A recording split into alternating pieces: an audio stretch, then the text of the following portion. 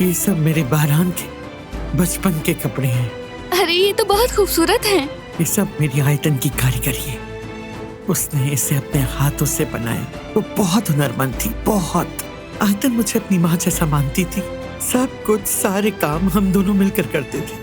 हम भी साथ मिलकर करेंगे। सलामत रहो बेटी। अब एक चीज और भी है।